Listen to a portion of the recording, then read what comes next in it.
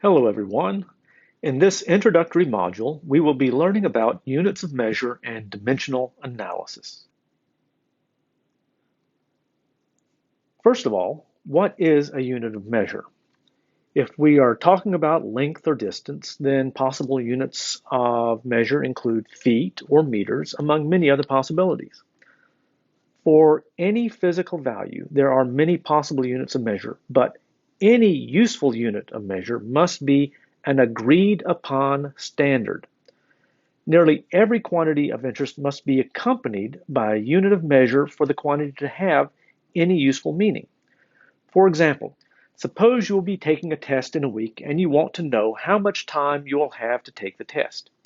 If I tell you that you will have one to take the test, you will probably not be very happy with me. You don't know if you have 1 day, or 1 hour, or 1 minute, or 1 second to take the test. If I don't provide a unit of measure along with the number to specify the amount of time you have, then I haven't really given you any useful information. Now, likewise, and this is very important for you to remember, when you are answering questions on homework or quizzes or tests, any value you supply as an answer must always include a unit of measure. If you forget this, you will not receive full credit for your answer. Now, there are many different systems of units. In the US, many things are still expressed in terms of the imperial system of units, but most of the world uses the metric system of units. So here's a table showing several different units: length, speed, weight, mass, area, volume, and their equivalents in the imperial system and in the metric system. Now, while there are all of these different units of measure, it turns out that there are only three fundamental units of measure that will be used to describe mechanics. These are mass, length, and time. All of the other units of measure that we're going to use in mechanics can actually be reduced to combinations of these three units. For example, speed is the combination of length divided by time. Density, mass per length cubed, that is mass per volume.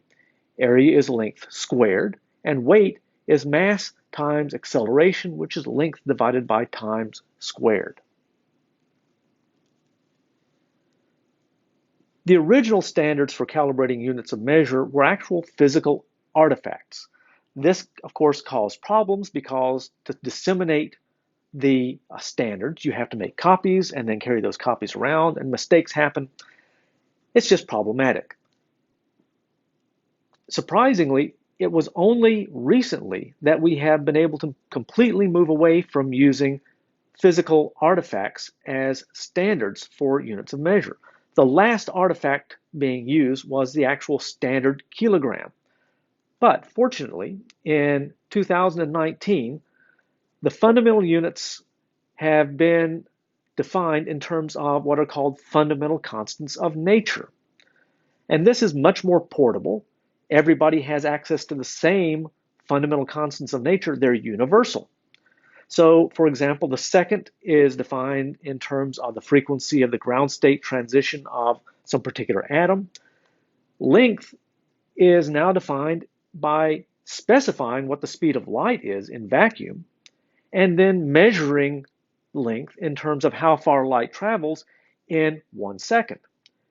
There's also a measure for, or a way of defining the kilogram in terms of Planck's constant. And then there are some other fundamental units of measure outside of what we're going to do in mechanics, including the ampere, which measures current, and Kelvin, which measures temperature, and so on. In our class, we are primarily going to use the International System of Units, or the SI system, but we're not going to do so exclusively. In the SI system, length, mass, and time will be measured in units of meters, kilograms, and seconds. This is also sometimes known as the MKS, for meter, kilogram, second system. And in the metric system, there are a bunch of prefixes we can use to make any given unit account for a much smaller or much larger quantity than the base unit. And this table provides a list of all of those different prefixes.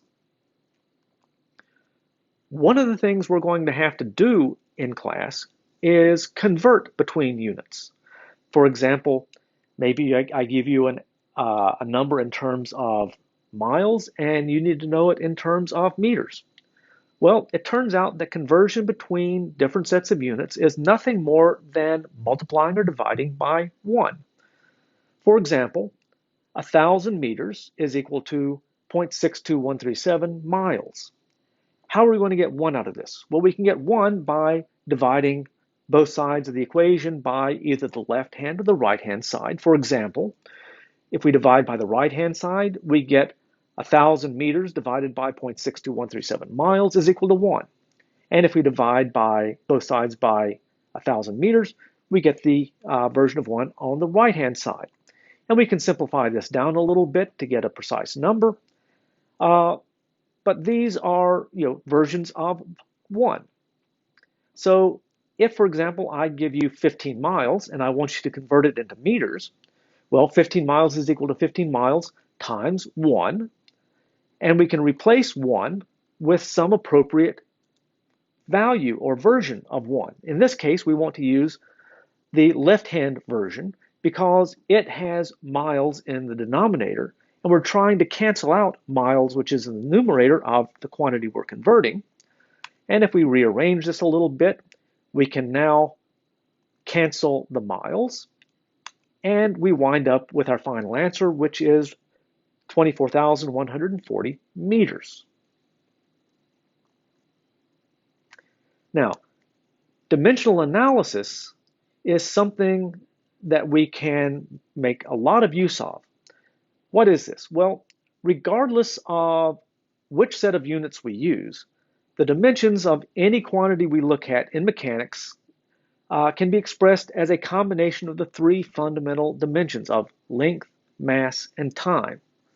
So if we have an equation, then the left-hand and the right-hand sides of the equation have to have the same dimensions. Furthermore, if we have a sum of terms in the left-hand or the right-hand side, every term in the sum must be the same. So, for example, if I have an equation where the left-hand side has units of length, but the right-hand side is something I don't know times something with units of time, then whatever that quantity is that's multiplying time must have units of length divided by time, so that together the right-hand side has units of length. For a summative expression, we might have something which looks like the following, where we've added some quantity multiplied by time squared to the right-hand side of the previous equation. And in this case, that unknown quantity, in order to give the ultimate correct units, must have dimensions of length divided by time squared.